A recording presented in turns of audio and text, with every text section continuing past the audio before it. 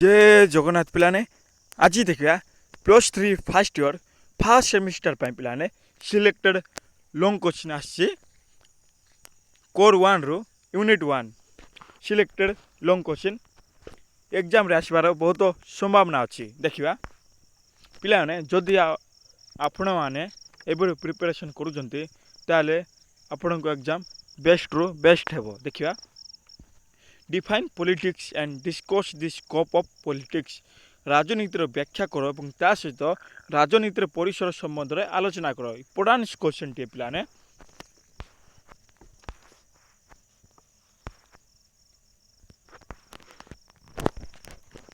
Answer देखिए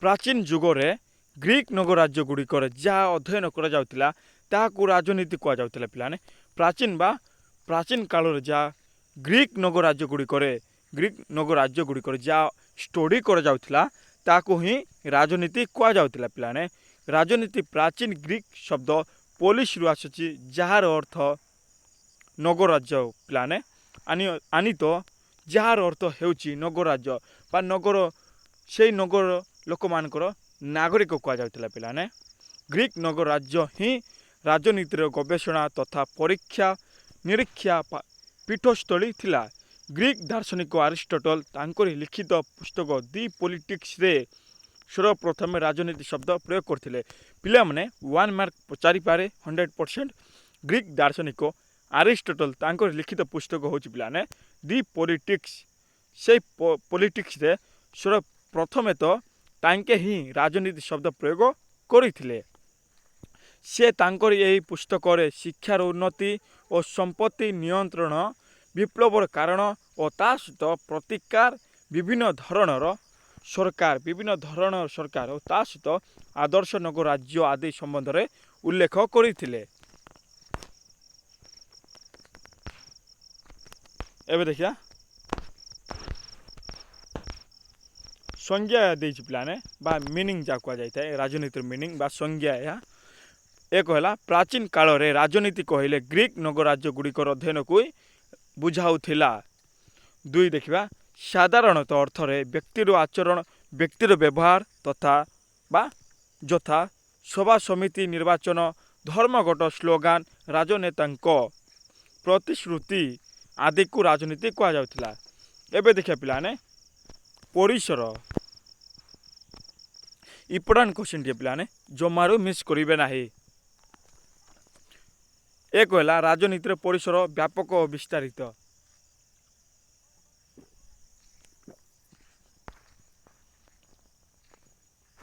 प्रथम अवस्था राजनीति राष्ट्र और सरकार मध्य सीमाबद्ध रही प्रथम तो राजनीति और ता सहित राष्ट्र और सरकार मध्य सीमाबद्ध रही किंतु परवर्ती अवस्था देखापी गले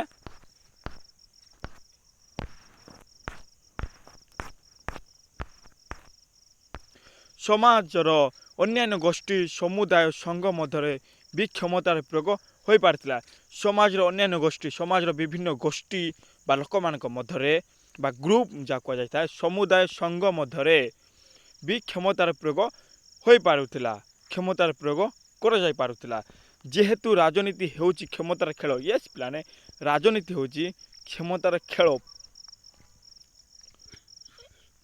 क्षमतार प्रयोग जो हुए सेठार राजनीति दृष्टिगोचर होता है क्षमतार प्रयोग बा व्यवहार जो होता है सेटा राजनीति देखा जाए राजनीतिक दल श्रमिक संघ जातिसभा और धार्मिक संघ सभीए गोटे गोटे राजनीतिर क्षेत्र अटंती किए किए कहले पिलाने राजनीतिक दल और ता सहित श्रमिक संघ जातिसभा और धार्मिक संघ सभीए ए सब गुड़िक गोटे गोटे राजनीतिर क्षेत्र अटंती तेणु राजनीतिर परिसर व्यापक और विस्तारित होता है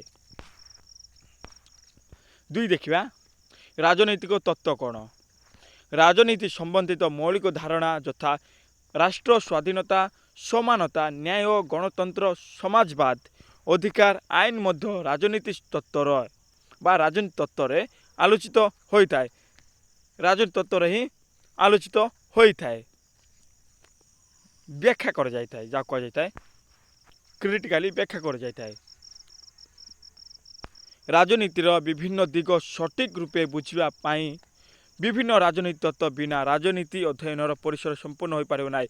ମିନ୍ସ କହୁଛି ପିଲାମାନେ ରାଜନୀତିର ବିଭିନ୍ନ ଦିଗ ସଠିକ୍ ରୂପେ ବୁଝିବା ପାଇଁ ହେଲେ ବିଭିନ୍ନ ରାଜନୀତି ତତ୍ତ୍ୱ ଅଧ୍ୟୟନ ପରିସର ଅଧ୍ୟୟନ କରିବା ପାଇଁ ପଡ଼ିବ, ନହେଲେ ଏହା ସମ୍ପୂର୍ଣ୍ଣ ହୋଇପାରିବ ନାହିଁ ବୋଲି କୁହାଯାଉଛି। 3 ଦେଖିବା ରାଜନୈତିକ ଦର୍ଶନ କ'ଣ? ରାଜନୈତିକ ଦର୍ଶନ ରାଜନୈତିକ ଆଦର୍ଶ ନୈତିକତା ଓ ମୂଲ୍ୟବୋଧ ଉପରେ ପର୍ଯ୍ୟବେସିତ ରହିଥାଏ। ରାଜନୈତିକ ଦର୍ଶନ ଓ ରାଜନୈତିକ ଆଦର୍ଶ ଓ ନୈତିକତା ଓ ମୂଲ୍ୟବୋଧ ଉପରେ ପର୍ଯ୍ୟବେସିତ ରହିଥାଏ। ଏହା ରାଜନୈତିକ ବ୍ୟବସ୍ଥାରେ କ'ଣ ହେଉଛି ଉପରେ ଗୁରୁତ୍ୱ ନ ଦେଇ କ'ଣ ହେବା ଉପରେ ବା କ'ଣ ହେବା ଉଚିତ ଉପରେ ଗୁରୁତ୍ୱ ଦିଆଯାଇଥାଏ। ପିଲାମାନେ ରାଜନୈତିକ ଦର୍ଶନ କ'ଣ ହେଉଛି ଉପରେ ଗୁରୁତ୍ୱ ନ ଦେଇ କ'ଣ ହେବା ଉପରେ ଗୁରୁତ୍ୱ ଦିଆଯାଇଥାଏ। ଯେପରିକି ଦାର୍ଶନିକ ମାକିଆଭେଲି ରାଜାଙ୍କ ହସ୍ତେ କ୍ଷମତା ପ୍ରଦାନ କରିବା, ମାର୍କ୍ସଙ୍କ ଶ୍ରେଣୀହୀନ ସମାଜ ପ୍ରତିଷ୍ଠା ଓ ପ୍ଲାଟୋଙ୍କ ସ୍ତ୍ରୀ ଓ ସମ୍ପତ୍ତି ଉଚ୍ଛେଦ ଦର୍ଶନ ଶାସ୍ତ୍ରର ମୂଲ୍ୟବୋଧର ପ୍ରାଥମିକତାକୁ ଦୃଢ଼ୀକରଣ କରିପାରିଥିଲା। 4 ଦେଖିବା ବ୍ୟକ୍ତି ଓ ରାଷ୍ଟ୍ର ମଧ୍ୟରେ ସମ୍ପର୍କ। ବ୍ୟକ୍ତି ତାହାର ଅଧିକାର ଓ ସ୍ୱାଧୀନତା ହାସଲ କରିବାର ହକ୍ ପାଇଁ ଦାବି କରୁଥିବା ବେଳେ ବ୍ୟକ୍ତିକୁ ତାହାର ହକ୍ ପ୍ରଦାନ କରିବାରେ ସକ୍ଷମ କରାଇବା ହେଉଛି ରାଷ୍ଟ୍ରର ଦାୟିତ୍ୱ। ମିନ୍ସ କହୁଛି ପିଲାମାନେ ବ୍ୟକ୍ତିର ଅଧିକାର ଯାହା ପିଲାମାନେ ଓ ତା ସହିତ ସ୍ୱାଧୀନତା ଯାହା ଅଛି ପିଲାମାନେ ତାର ହକ୍ ଅଛି, ଏସବୁ ପାଇପାରିବ। ସେସବୁକୁ କିପରି ରାଷ୍ଟ୍ର ପ୍ରଦାନ କରିବ ତାହା ହିଁ କୁହାଯାଉଛି। ସକ୍ଷମ କରାଇବା ହେଉଛି ରାଷ୍ଟ୍ରର ଦାୟିତ୍ୱ। ବ୍ୟକ୍ତିର ଅଧିକାର ଓ ସ୍ୱାଧୀନତାକୁ ରାଷ୍ଟ୍ର ସୁରକ୍ଷିତ କରିନପାରିଲେ ବ୍ୟକ୍ତି ରାଷ୍ଟ୍ର ବିରୋଧରେ ସ୍ୱର ଉତ୍ତୋଳନ କରିପାରିଥାଏ। ସଫଳ ରାଜନୀତି ହେଉଛି ବ୍ୟକ୍ତି ଓ ରାଷ୍ଟ୍ର ମଧ୍ୟରେ ବିବାଦ ଏଡ଼ାଇ ବୁଝାମଣା ପ୍ରତିଷ୍ଠା କରାଇବା। ବ୍ୟକ୍ତି ଓ ରାଷ୍ଟ୍ର ମଧ୍ୟରେ ସହଯୋଗ ନା ବିରୋଧ, ସମନ୍ୱୟର ଅଭାବ ରାଜନୀତିର ପରିସର ମଧ୍ୟରେ ରହିଥାଏ। ମିନ୍ସ କହୁଛି ପିଲାମାନେ ଏଠାରେ ବ୍ୟକ୍ତି ଓ ରାଷ୍ଟ୍ର ମଧ୍ୟରେ ସହଯୋଗ ନା ବିରୋଧ, ସହଯୋଗ କରୁଛି ନା ବିରୋଧ କରୁଛି ବ୍ୟକ୍ତି ରାଷ୍ଟ୍ର ମଧ୍ୟରେ, ତା ସହିତ ସମନ୍ୱୟ ସମାନ ଭାବ ଦେଖାଯାଉଛି ନା ସମନ୍ୱୟର ଅଭାବ ଦେଖାଯାଉଛି ରାଜନୀତିର ପରିସର ମଧ୍ୟରେ ରହିଥାଏ। 5 ଦେଖିବା ଚାପ ରାଜନୀତି। କେତେକ ନିର୍ଦ୍ଦିଷ୍ଟ ଗୋଷ୍ଠୀର ବ୍ୟକ୍ତିବିଶେଷ ସରକାରଙ୍କ ଉପରେ ଯେଉଁ ଚାପ ପକାଇ ନିଜର ସ୍ୱାର୍ଥ ନିଜର ଉନ୍ନତି କରିଥାନ୍ତି ତା ସାଧନ କରିପାରିଥାନ୍ତି। ଲୋକମାନଙ୍କର ସରକାରଙ୍କ ଉପରେ ସିଧାସଳଖ ବା ଚାପଗୋଷ୍ଠୀ ମାଧ୍ୟମରେ ପ୍ରୟୋଗ କରାଯାଏ, ଏହି ଧରଣର ରାଜନୀତି ଅଟେ। ଚାପ ରାଜନୀତି ଗଣତନ୍ତ୍ର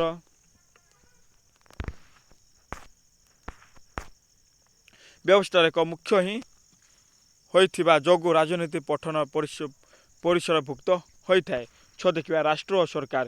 ସରକାରଙ୍କ 3 ଅଙ୍ଗ ଯଥା ବ୍ୟବସ୍ଥାପିକା, କାର୍ଯ୍ୟପାଳିକା ଓ ନ୍ୟାୟପାଳିକାର ଗଠନ ଓ କାର୍ଯ୍ୟାବଳୀ ରାଜନୀତିର ପରିସର ମଧ୍ୟରେ ରହିଥାନ୍ତି। କିନ୍ତୁ ବହୁ କାଳ ପର୍ଯ୍ୟନ୍ତ ରାଷ୍ଟ୍ର ଓ ସରକାର ରାଜନୀତିର ଏକମାତ୍ର କ୍ଷେତ୍ର ଥିଲେ ମଧ୍ୟ ଯେହେତୁ ରାଷ୍ଟ୍ର ହେଉଛି ସର୍ବୋଚ୍ଚ କ୍ଷମତାର ଅଧିକାରୀ, ରାଷ୍ଟ୍ର ହିଁ ସର୍ବୋଚ୍ଚ କ୍ଷମତାର ଅଧିକାରୀ ଓ ସରକାର ହିଁ ରାଷ୍ଟ୍ରର କ୍ଷମତାକୁ ପ୍ରୟୋଗ କରିପାରିଥାଏ ଓ ସରକାର ହିଁ ରାଷ୍ଟ୍ରର କ୍ଷମତାକୁ ପ୍ରୟୋଗ ବା ବ୍ୟବହାର କରିପାରିଥାଏ। ସରକାର ଗଣତାନ୍ତ୍ରିକ ଏକଛତ୍ରବାଦୀ ରାଜତନ୍ତ୍ର ସଂସଦୀୟ ବା ରାଷ୍ଟ୍ରପତି ହୋଇପାରେ। ସରକାର ଏକଛତ୍ରବାଦ ହୋଇପାରେ ଏବଂ ତା ସହିତ ରାଜତନ୍ତ୍ର ହୋଇପାରେ ବା ସଂସଦୀୟ ବା ରାଷ୍ଟ୍ରପତି ହୋଇପାରେ। 7 ଦେଖିବା ପ୍ରଶାସନ ଓ ଅମଲାତନ୍ତ୍ର। ରାଷ୍ଟ୍ରକୁ ପରିଚାଳନା କରୁଥିବା ମନ୍ତ୍ରୀମାନଙ୍କ ନିର୍ଦ୍ଦିଷ୍ଟ ବିଭାଗର ଆଇନ ପ୍ରଣୟନ କ୍ଷେତ୍ରରେ ଅନଭିଜ୍ଞତା ଅମଲାମାନଙ୍କ ଦାୟିତ୍ୱ ବୃଦ୍ଧି ଘଟାଇଥାଏ। ପ୍ରଶାସନଙ୍କ ଉତ୍ତରଦାୟିତ୍ୱ ଓ ପ୍ରଶାସନ ଉପରେ ସରକାରଙ୍କ ନିୟନ୍ତ୍ରଣ ରାଜନୀତି ପଠନ ପାଇଁ ଏକ ଚ୍ୟାଲେଞ୍ଜ ପାଲଟିଛି। 8 ଦେଖିବା ବା ଲାଷ୍ଟ ସମାଜ ଓ ଅର୍ଥନୀତି। ସାମାଜିକ ଓ ଅର୍ଥନୈତିକ ଗତିଶୀଳତା ଦ୍ୱାରା ରାଜନୀତି ପ୍ରଭାବିତ ହେଉଛି ଓ ରାଜନୈତିକ କାରଣ ଓ ପ୍ରକ୍ରିୟା ଦ୍ୱାରା ସମାଜ ଓ ଅର୍ଥନୀତି ପ୍ରଭାବିତ ହୋଇପାରୁଛି। ଏହି ପରିପ୍ରେକ୍ଷୀରେ ରାଜନୀତିରେ ସମାଜ ବିଜ୍ଞାନ ଓ ସମାଜ ବିଜ୍ଞାନର ରାଜନୀତି ଉଭୟ ଦାୟିତ୍ୱରେ ବା ଦାବିରେ ସଭ୍ୟତା ଦେଖାଯାଇଥାଏ। ରାଜନୀତିର ଅଧ୍ୟୟନ ପାଇଁ ସମାଜ ଓ ଅର୍ଥନୀତି ସହ ରାଜନୀତିର ସମ୍ପର୍କ ଅନୁଶୀଳନ କରାଯିବା ଆବଶ୍ୟକ। ଏହା ଥିଲା ପିଲାମାନେ ସିଲେକ୍ଟେଡ ଲଙ୍ଗ୍ କୋଶ୍ଚିନ୍ ୟୁନିଟ୍ 1ରୁ କୋର୍ 1। ମୁଁ ଭାବୁଛି ଆପଣମାନେ ବୁଝିପାରିଥିବେ। ଏ ଭିଡ଼ିଓଟିକୁ 2ରୁ 3 ଥର ୱାଚ୍ କରନ୍ତୁ ଏବଂ ଶେଷ ପର୍ଯ୍ୟନ୍ତ ଦେଖନ୍ତୁ ଏବଂ ଶେଷରେ ଭିଡ଼ିଓଟିକୁ ସବସ୍କ୍ରାଇବ୍ କରିଦିଅନ୍ତୁ। ଜୟ ଜଗନ୍ନାଥ।